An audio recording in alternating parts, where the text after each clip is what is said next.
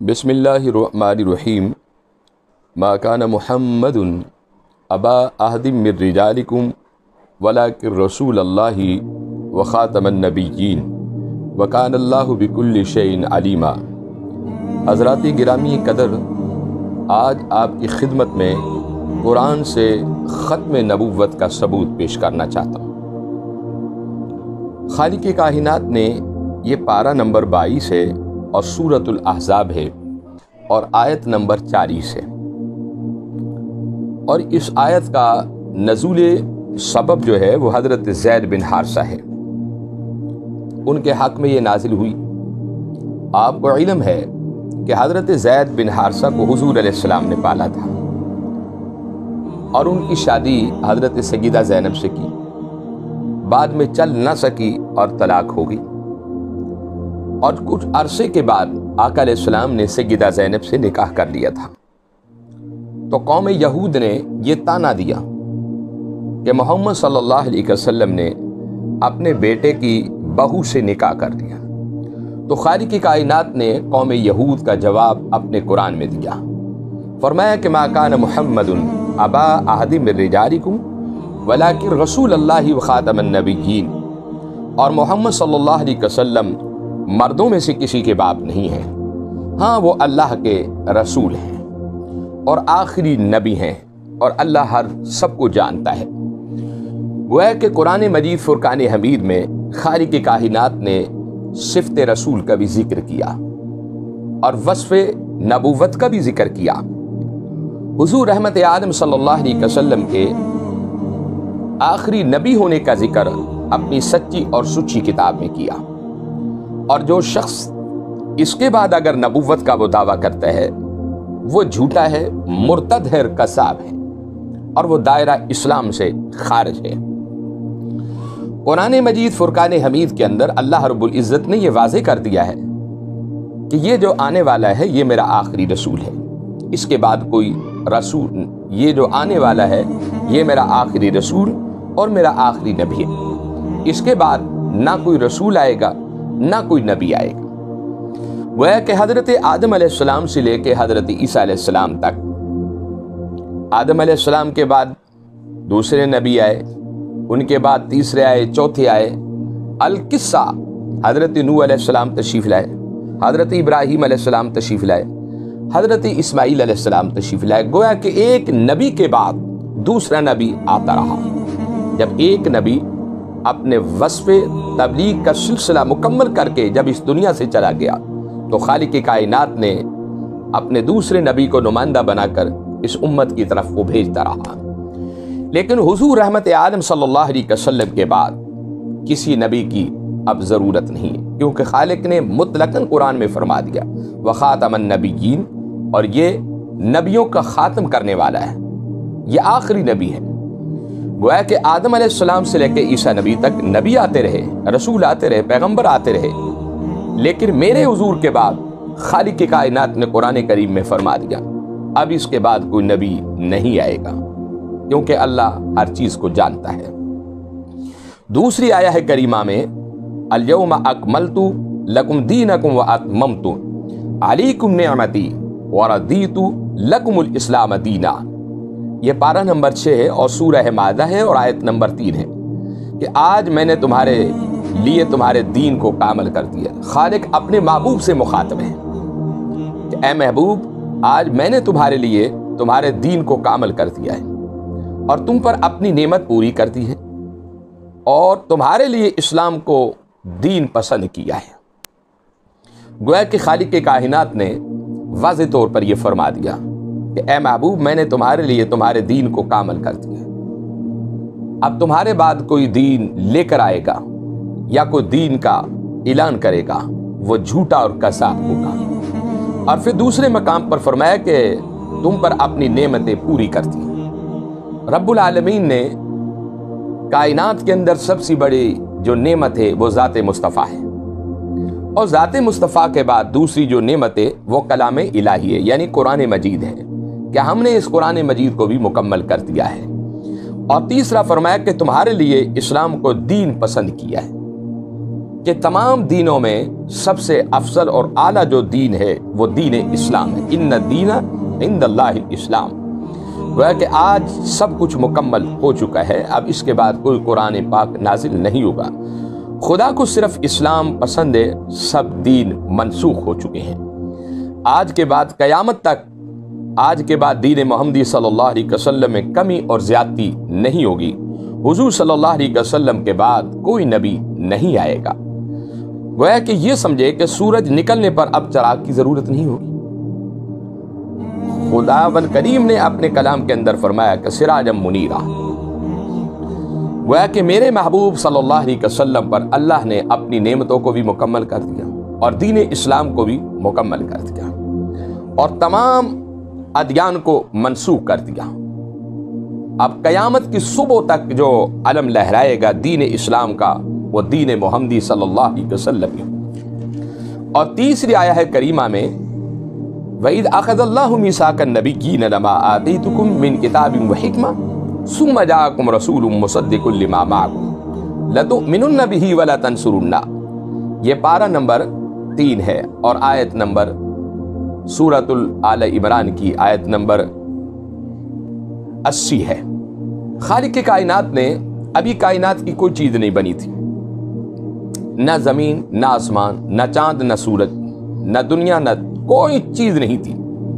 خالق کائنات نے عالم ارواح کے اندر 1,24,000 کو انبیاء کو اکٹھا کیا اور اکٹھا کرنے کے بعد عالم ارواح میں میثاق النبی جس کو کہتے ہیں، اللہ رب العزت نے انبیاء سے وعدہ لیا اور اس میثاق النبی میں آنے والے، یعنی دوسرے لفظوں میں یہ سمجھ لے کہ میلاد النبی میں آنے والے، وہ حضرت آدم علیہ السلام سے لے کے حضرت عیسیٰ علیہ السلام تک تمام انبیاء کی روحیں تھیں۔ جو اس میلاد النبی میں شریک ہوا یا عالم ارواح میں شریک ہوا، میثاق النبی کے معاہدے میں شریک ہوا، جو وہاں آیا تھا قیامت کی صبح تک وہی نبی ہوگا۔ وہاں قادیانی دجال کا وجود نہیں تھا، وہاں وجود تھا تو حضرت آدم جیسی ہستیوں کا، حضرت ابراہیم نبی جیسی ہستیوں کا، حضرت موسیٰ کلیم جیسی ہستیوں کا، حضرت عیسیٰ پیغمبر جیسی ہستیوں کا وجود تھا۔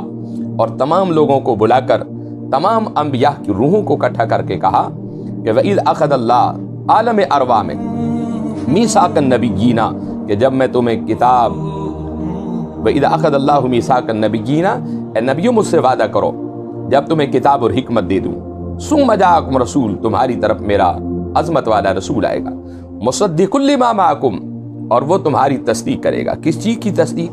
تمہاری نبوت کی تصدیق مصطفیٰ کرے گا، تمہاری رسالت کی تصدیق مصطفیٰ کرے گا، تمہاری حکمت کی تصدیق مصطفیٰ کرے گا، تمہارے مراتب اور منزل کی تصدیق میرا مصطفیٰ کرے گا۔ اور کائنات کا جو مصدق ہے وہ ذات مصطفیٰ ہے۔ آدم علیہ السلام آئے، حضور علیہ السلام نے تصدیق کی۔ حضرت نوح علیہ السلام آئے، آپ نے تصدیق کی۔ حضرت ابراہیم علیہ السلام آئے، تصدیق مصطفیٰ نے کی۔ حضرت اسماعیل علیہ السلام آئے، مصدق میرے مصطفیٰ تھے۔ حضرت یعقوب علیہ السلام آئے، میرے مصطفیٰ مصدق تھے۔ حضرت یوسف پیغمبر آئے، میرے مصطفیٰ مصدق تھے۔ حضرت موسیٰ کلیم تشریف لائے، میرے مصطفیٰ اس کے مصدق تھے۔ حضرت عیسیٰ علیہ السلام تشریف لائے، مصدق میرے مصطفیٰ تھے۔ گویا کہ یہ سمجھیں کہ عالم ارواح نے اللہ نے فیصلہ کر دیا تھا کہ لوگوں آخر میں میرا نبی آئے گا، اس کا نام زمین پر محمد ہوگا، آسمانوں پر احمد ہوگا، وہ تمہاری تصدیق کرے گا۔ اب مرزا قادیانی کا وجود، اس قذاب کا تو وجود ہی نہیں تھا، وہاں تو وجود تھا ذات ابراہیم کا تھا، ذات موسیٰ کلیم کا تھا۔ تو خالق صرف انبیاء پوچھتے ہیں کہ یا اللہ ہمارا کام کیا ہوگا؟ خالق کی کائنات نے فرمایا کہ لَتُؤْمِنُنَّ بِهِ وَلَتَنصُرُنَّهُ، کہ تم نے اس نبی پر ایمان بھی لانا ہوگا اور اس کی مدد بھی کرنی ہوگی۔ تو انبیاء نے کہا کہ یا اللہ ہم اس پر اقرار کرتے، لبیک کہتے۔ لیکن ایک سوال ہے کہ ہم تو اپنا زمانہ گزار کر چلے جائیں گے، ہم کس طرح اس پر ایمان لائیں گے اور کس طرح اس پر اس کی مدد کریں گے؟ تو رب العالمین نے فرمایا کہ تم سچ کہتے ہو کہ تم اپنی اپنی قبروں میں چلے جاؤ گے۔ خالق کی کائنات نے فرمایا کہ تم مجھ سے وعدہ کرو، ایک وقت ایسا آئے گا کہ میں اس نبی کا تمہیں دیدار کرا دوں گا۔ آپ تاریخ اٹھا کر دیکھیں کہ حضور علیہ السلام جب معراج شریف پر تشریف لے گئے تو 1,24,000 انبیاء کرام اپنے اپنے قبروں میں تھے، تو خالق کائنات نے تمام انبیاء کو مسجد اقصی میں جمع کر دیا تھا۔ حضور جب تشریف لائے تھے تمام نے آپ کو اہلا و سہلا و مرحبا کہا تھا۔ اس سے ثابت یہ ہوتا ہے کہ ہمارے جو انبیاء ہیں، ہمارے جو نبی ہیں، وہ دنیا میں جانے کے بعد قبروں میں جا کر بھی مدد فرماتے ہیں۔ تو تمام انبیاء نے حضور علیہ السلام کو لبیک کہا اور آپ کا کلمہ پڑھا، آپ کی اذان سنی اور آپ کی اقتدار میں نماز پڑھی۔ تو اس سے ثابت یہ ہوا کہ اللہ رب العزت نے عالم ارواح میں فیصلہ کر دیا تھا کہ یہ آنے والا جو ہے یہ میرا آخری نبی، اس کے بعد کوئی نبی نہیں ہے، اگر اس کے بعد کوئی نبی ہوگا وہ کذاب ہوگا۔ اور چوتھی آیہ کریمہ، قل یا ایھا الناس انی رسول اللہ الیکم جمیعا، اے محبوب اعلان کر دے کہ میں نے آپ کو تمام انسانوں کے لیے نبی بنا کر بھیجا ہے۔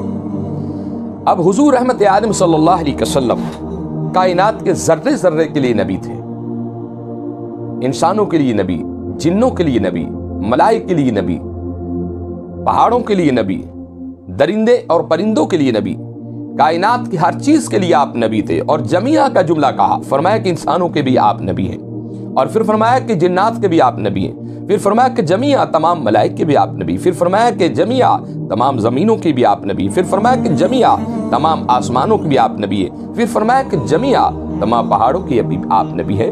گویا کہ خالق کائنات نے تو یہ فیصلہ بہت سال پہلے کر دیا، یہ ازل میں لکھ دیا تھا کہ محبوب آپ آخری نبی ہیں اور آپ ہی کائنات کے ذرے ذرے کے نبی ہوں گے۔ تو گویا کہ میرے حضور صلی اللہ علیہ وسلم اس کائنات کی طرف جب آئے تو آخری نبی بن کر آپ تشریف لائے تھے۔ اور پانچویں آیہ کریمہ، وما ارسلناک الا رحمت للعالمین، کہ محبوب نہیں بھیجا ہم نے آپ کو مگر سارے جہانوں کے لیے رحمت للعالمین بنا کر بھیجا۔ عالم دنیا، عالم برزخ اور عالم قبر، آپ دنیا میں بھی رحمت للعالمین ہیں، اور ایسے رحمت تھے کہ آپ مسلمانوں کے لیے تو رحمت تھے ہی تھے، لیکن آپ کافروں کے لیے بھی رحمت تھے، کائنات کے ذرے ذرے کے لیے رحمت تھے۔ اور پھر خالق کائنات نے فرمایا کہ پیارے، مشرق سے لے کے مغرب تک، شمال سے لے کے جنوب تک، جہاں جہاں تک میری خدائی کا حصہ ہوگا وہاں وہاں آپ کی مصطفائی کا حصہ ہوگا، اور میں سارے جہانوں کا پالنے والا ہوں، آپ سارے جہانوں کے لیے رحمت ہے۔ گویا کہ عالم دنیا میں بھی آپ رحمت بن کے آئے، عالم برزخ قبر میں جب آپ جاتے ہیں آقا علیہ السلام کا مومنین کو دیدار نصیب ہوتا ہے، آپ رحمت نہ ہوئے تو کیا ہو۔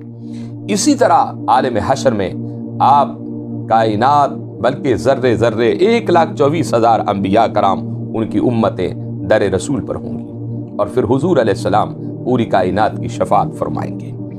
تو اس سے ثابت یہ ہوا کہ میرے آقا کائنات کے لیے رحمت بھی ہے اور کائنات کے لیے آخری نبی بن کر آئے ہیں۔ اللہ رب العزت کے حضور میں دعا ہے، قرآن پاک میں تو بہت ساری آیتیں ہیں جہاں اللہ رب العزت نے اپنے حبیب کا ختم نبوت کا واضح اعلان کیا ہے۔